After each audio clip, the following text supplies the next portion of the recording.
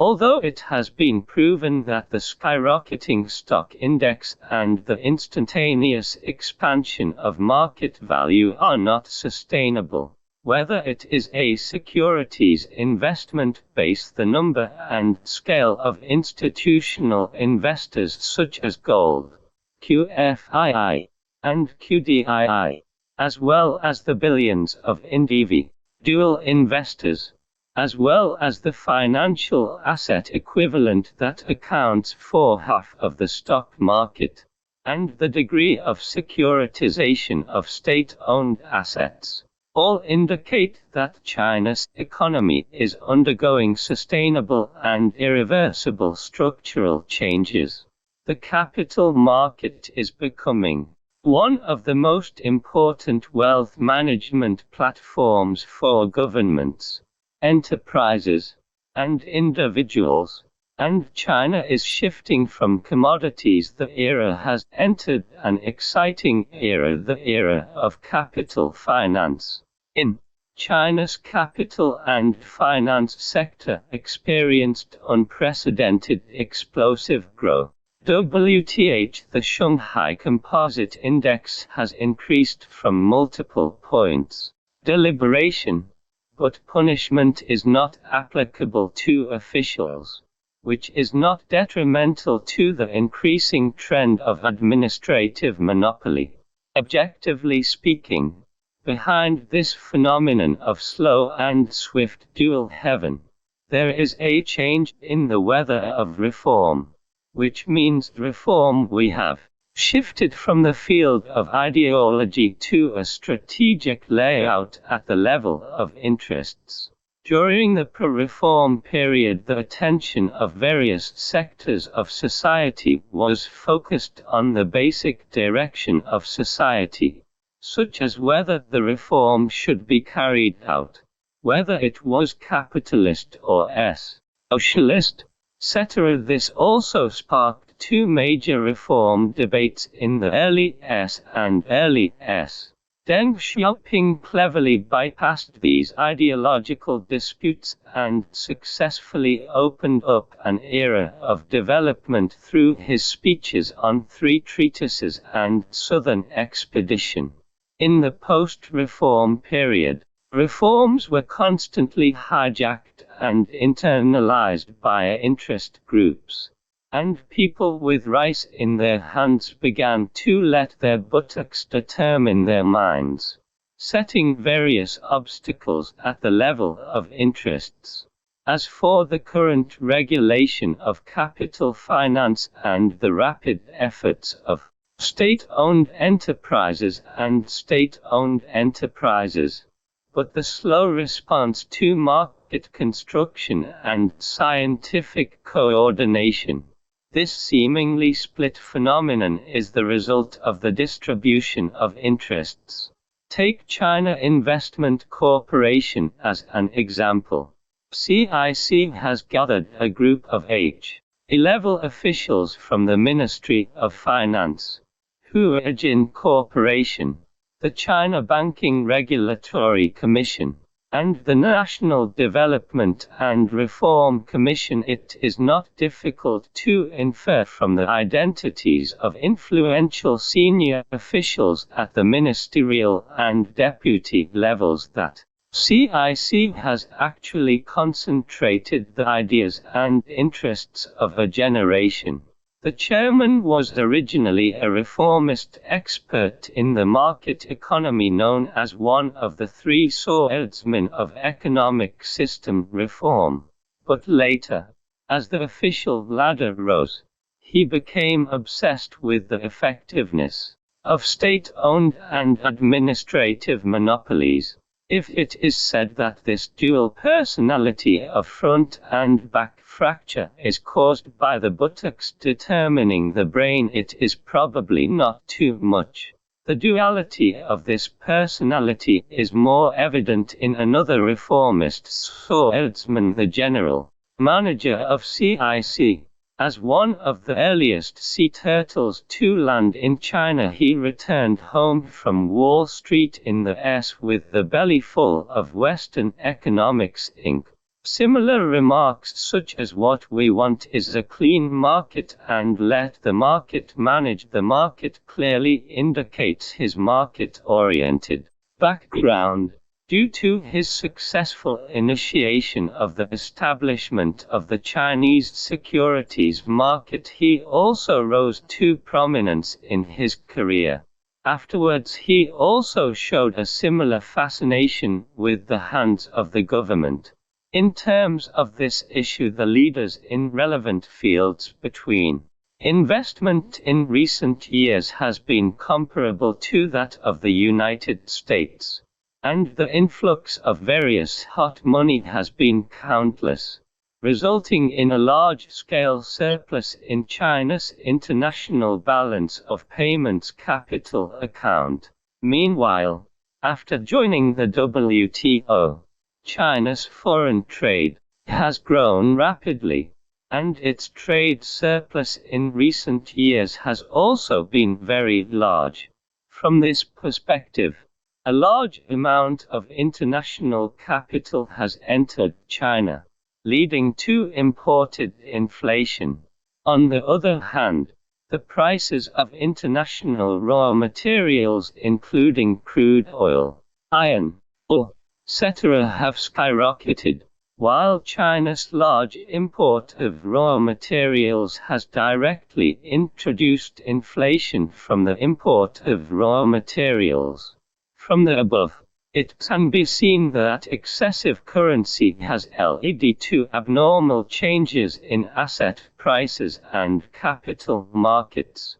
But the current choice timing of the outbreak is related to many factors, and specific fields have specific competition among countries, and at least politics, culture, technology, national security, international relations, etc. are also affecting the operation of finance, and there are not many conspiracies involved.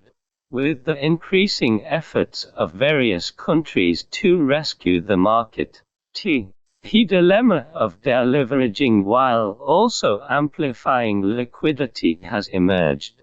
For example, major countries have allocated trillions of dollars in emergency aid each year, which seems to have increased unabated and may lead to untreated old wounds and new diseases. And with the continuous evaporation of currency, the original sin of finance has been playing a role.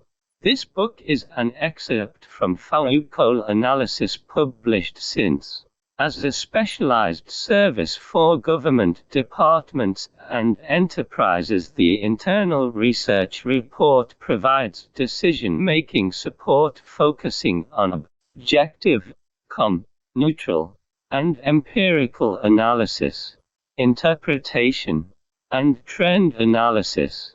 Therefore, the articles are all based on economic reality as the research starting point. Although they are independent, the internal logic is interconnected, and the fundamental clue is the context of the occurrence and development of things in the real economy. In order to truly reproduce the development situation at that time, the editing retained the events, numerical information, and judgments from the writing of a single manuscript. This is a reminder to avoid misreading. Financial explosion and personality splitting. Greenspan's memoir The Age of Turbulence came out at a delicate moment. The real estate bubble burst. The subprime crisis is spreading.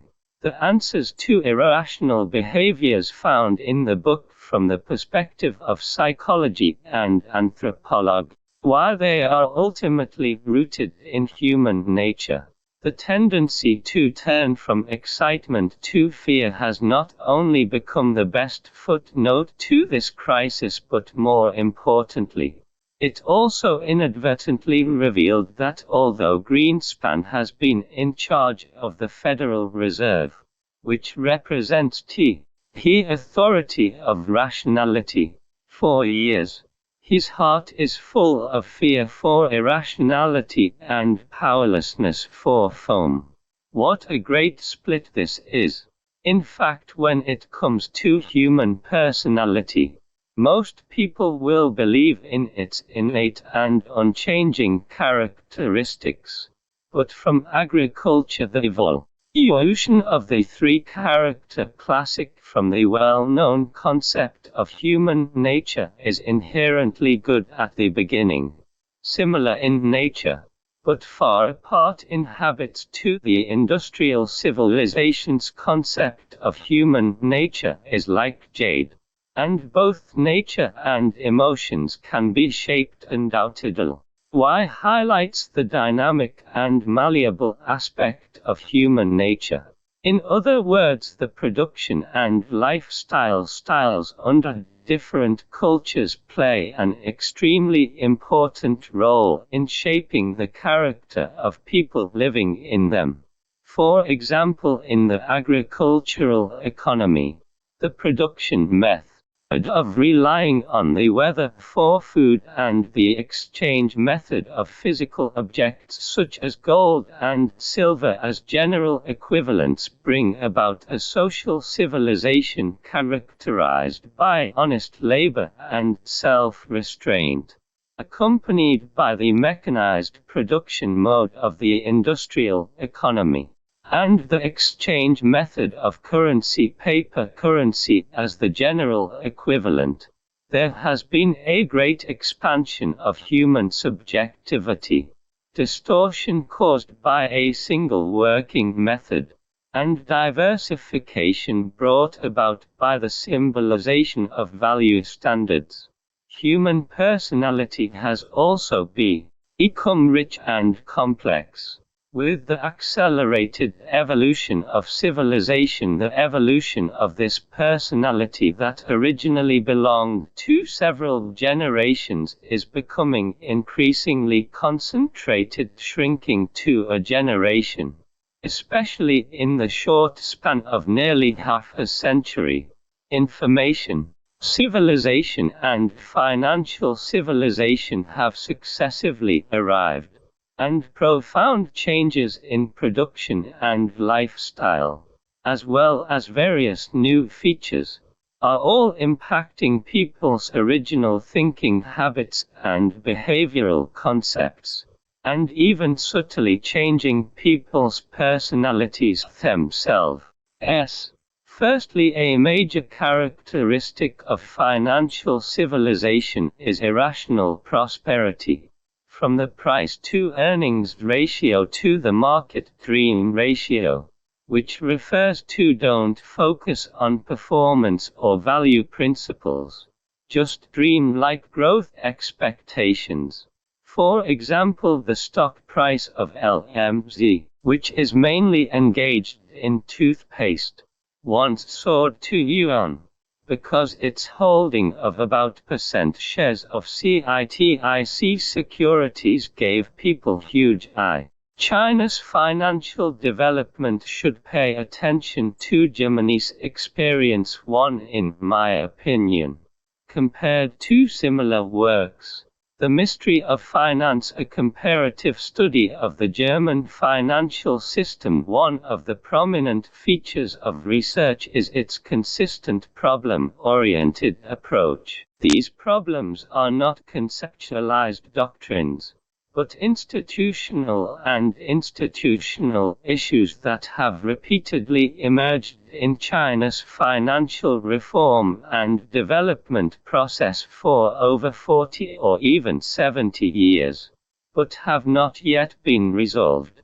Undoubtedly, these issues are the difficulties, in points, and obstacles that China's financial development will face in the future. They are the difficulties that we need to overcome through further deepening reforms. The problem-oriented approach serves as the main theme in the entire book, with 1 chant and 3 sighs. In the highly informative preface, These questions are first collected under the title of German Financial Impression. The exhibition and preliminary sorting have played a role in guiding the entire book. In the following chapter the theme reappears as a striking German financial puzzle. This emerging perspective is mainly based on Germany itself. It summarizes the main characteristics of German financial development since the end of World War II and the practice and theoretical overview of the Western mainstream developed economies led by the United States and Britain. Comparative analysis was conducted. After laying the groundwork, the following 9 chapters of the book vividly reproduce the problem-oriented themes, including the relationship between finance and the real economy, low leverage, the iron law of monetary policy to maintain price stability, the virtuous cycle between finance and the real estate market, the pro-customer characteristics of banks' umbrella collection in rainy days, financing arrangements for small and medium-sized enterprises, and the organic complementarity of policy and commercial factors. In financial operation, the unique role of credit unions and the mystery of relatively lagging stock market development have comprehensively presented us with a picture of Germany's financial system, monetary and financial policies, and even macroeconomic policies.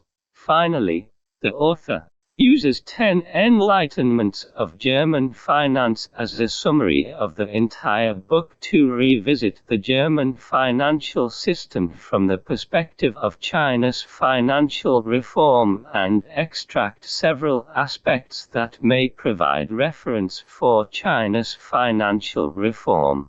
This arrangement not only facilitates readers to grasp the overall picture of Germany's financial system from simple to profound, but also highlights it embodies the characteristics of the German financial system, in terms of the layout of